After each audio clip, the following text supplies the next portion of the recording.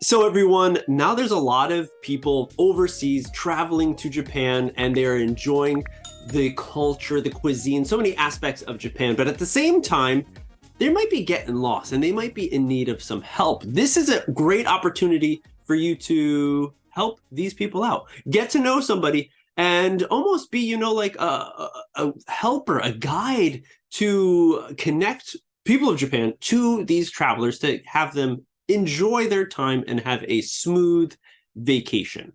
But hold on, hit the brakes on that. I'm sure there's a few people who have a different way of thinking about this situation. Maybe they're thinking about, am I bothering these people as they're traveling? Am I really being helpful or am I being more troublesome?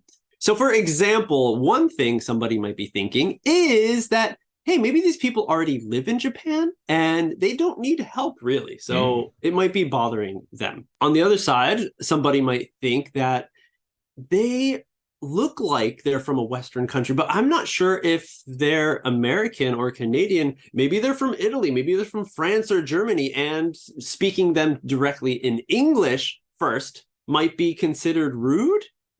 Yeah. Or maybe if you approach these travelers, they might think like, oh, is this person just using me to speak English and to practice their English? Right. Yeah. So all of these things combined can really deter people, can make you stop and think like, oh, I want to help them, but oh, maybe I don't want to be rude, Hey, well, Momoto, I want to think about their feelings as well. And maybe I'm not going to approach them and see if they need any help and continue on my way. So initially, Adam, what do you think about these points? I think they're really good to consider, especially in this day and age. There's many people who come to live in Japan. That's the first point. So, like, they might already know how to speak Japanese and they might not be lost. They might just be taking a break from their walk or wherever they're going to look at social media, as a lot of people do. So, it's good to consider these things, but I don't think it should stop you from trying. The worst answer you can get is no. And that's it. Like, what's the worst that can happen is what you should be thinking about. They're not going to attack you. They're not going to yell at you. They're not going to run away. In most cases, they might be like, oh, well, I already know Japanese. In that case, you can use that as a conversation starter. Oh, cool, nice. Sorry for bothering you. Sorry for disturbing you. And then go along the way. It's just one of those parts of communication where you have to take the first step if you want to communicate with somebody. And that's usually by opening up the door, the pathway of voice. I guess. Yeah. So let me hear from you specifically about each of the points. So like that first one, Adam, imagine if you were someone who's lived in Japan already for a few years, but in this situation, you are actually lost and you're kind of looking for this place that you're going to, you need to be there in 10 minutes. Yeah. So, and then somebody comes and says, oh, excuse me, hey, do you need any help getting somewhere? Are you lost? Do you need some help? I'd be really relieved because it has happened where I do or I am looking for some place and I can't find it. And people feel so unapproachable because they're all kind of moving in one direction. And it's hard for me to stop somebody because of my personality. So as a person like that, it might be nice to have someone approach me and ask me if I'm lost, or if I need help with something. And it has happened in the past where I have been lost and someone has helped me and shown me the way. They did ask me if I'm like a traveler. I told them I wasn't, and we still had like a small communication before they showed me and like took me to where I needed to go. So it was helpful. It was very helpful, even as a person living in Japan. I don't live everywhere in Japan. So just imagine that they might be coming from a different place. Like there's foreigners in Sendai, there's foreigners in Osaka, there's foreigners in Tokyo, Hiroshima, everywhere, like Okinawa. Right. Just take it like that. Like, what if he might live, or the person might live in Japan, but they might not live here. In that case, it's pretty good. It's natural. It's nice to have that help. Yeah.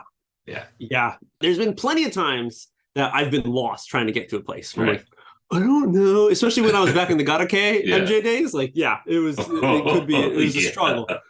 but I would definitely be totally open and okay if somebody saw me, looked like I was lost, and approached me and said, "Hey, do you need some help?" I would definitely open up and be like, "Yes, please help me out." Would have no real offense of being like, "Oh, I've lived in Japan for this many years, so I don't need help. I can figure it out on my own." So like you're saying, maybe it depends on the personality types of someone who might be offended. I don't know why you would be. Yeah, but personally, I think the offense comes, and it goes back to our episodes a long time ago, Speak Up Radio days, about microaggressions, where somebody is asking you if they need help, if you need help, but at the same time they're saying things that like isn't part of the helping. Like, for example, if I speak Japanese, when they ask if I need help and they say the whole, Nihongo jouzu desu ne, or something like that, where it's like, it's a compliment. Yes, but I do live in Japan. I've been here for a long time. Right. I don't want to hear that while I'm lost and, needing help. Like, thank you. Right. But please just help me get where I'm going. Yeah. In a kind of like, more serious way. Okay. Yep. Yeah. So that's where I see it can be kind of not good if the person is helping, but also reminding you that you are foreigner by continuously praising you for things that you're doing in Japan. Okay. That aren't okay. So then just be careful if you are someone who is approaching someone who looks lost, and yes, they're lost. Maybe you're talking, you find out, they've been living in Japan for a year, 2 years or something. Then just to be safe, stay away from the complimenting of the small things details, like, "Oh, wow, your Japanese is good." Because hopefully if someone is living in Japan, they would take it upon themselves to do some studying of the language. Right. And even if they don't, and they are not confident with their Japanese level, and they know it's not like the best, and hearing that, sometimes it has a negative effect. Like, "Oh, what am I, a baby?" I don't need that now. So it's just a thing to be cautious about. If you're gonna help somebody genuinely who is lost, then just provide the help if possible. And then if they go into conversation about how Japanese is difficult, just be like, "Oh no, your Japanese is good. Like, don't worry about that." In that way, it's a lot better than trying to break silence by saying, "Oh, Nihongo jouzu desu ne." Especially, I think the key point is like when only one word is said. When you say, "Oh, arigatozaimasu," like just that one phrase yeah. does not entail that their Japanese is good. Thank you for saying that, but at the same time, maybe if they use a more elaborate word in Japanese or a phrase that's like, "Oh wow," you can tell that's not basic Japanese. Yeah. It's like, wow, you don't say they're good. I don't know. It's an interesting, touchy in weird ways, but we'll move on to our next one. Yes. The next point was talking to somebody and being afraid that, hey, maybe they're not from an English-speaking country. Right. What would you do in that situation?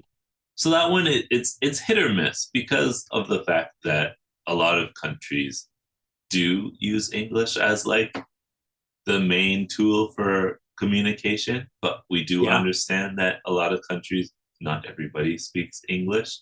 So I guess just be respectful of that in a sense. Like, if they don't speak English, but they still need help, like still try to help them the best of your ability.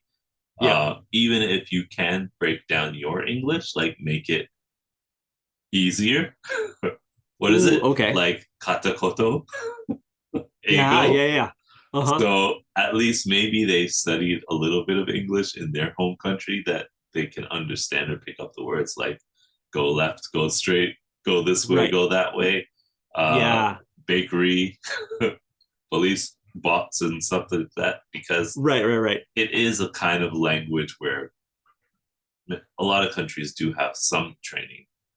So it would be much easier to communicate in English than in Japanese to those people, I feel. Yeah, If you could totally. speak English very well. English is the universal language. Yes, yeah. That's what it has become Right. known around the world. Yeah. And as you're mentioning, there's a lot of countries, especially in Europe, where a lot of people study English and use it to communicate. They're traveling a lot, and it's like it's a second language. So I feel that since it's seen as a universal language, you don't have to feel bad if someone is from like Italy and then you go and ask them in English, oh, do you need some help? Hey, how's it going? Do you need any help finding a place or something? Right. Odds are they'll be able to speak English for the most part. And if not, then you could try to revert to Japanese. Yeah, that's true. They might have studied Japanese. I was just thinking that too. Like maybe instead of approaching in English at the beginning, approach in Japanese really quickly, and then see what the reaction is. If they start speaking a little Japanese, continue. If they say, we're lost, then it's like, okay, English. Yeah. Continue helping. Yeah, exactly. That might be a key. Everyone, take notes. But we're going to move on to our third point.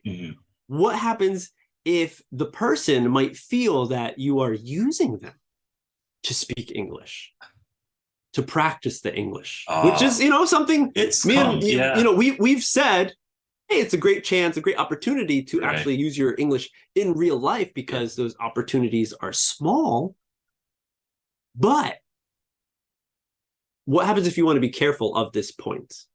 That's one that it's hard to be careful. I think it's just a matter of not asking them to teach you English, or not mentioning that you study English, and not like going into, asking them, oh, will you be my English teacher? Or will you be my friend? I want to practice my English, like those kinds of things, especially if you're meeting or talking to a stranger or a friend.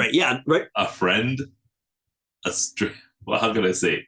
A friend's friend who is foreign and is a stranger. Okay. That makes sense. Yeah, an acquaintance of a person. Like all those things, if they want to teach you English, they'll tell you like, hey, do you want me to teach you? Can you teach me Japanese? But in any case, if you want to learn English from somebody, you also have to be willing to give something for that. Yeah. Right? Like an exchange, until they feel comfortable enough to say, hey, you don't have to teach me Japanese anymore. I'm kind of good with it. But let's continue this friendship, and we can speak in whatever language. For me, I don't think I would never feel like if someone came to me and said, oh, sir, long-haired sir, are you lost? Yeah. I would just be like, oh yeah, totally. I need to get to this place. Yeah. Can you help me out? It's the next station. Right. You went the wrong way. Okay. Oh, okay. Thanks. All right. Yeah. And that'd be the end of it. So takeaway from this talk, everyone, is that if you see someone on the street who looks visibly lost, right, then reach out. Yeah. Don't be shy. Don't think of it as a time to make a teacher. Think of it as a time to help somebody out, right, who is in need. Go up to them.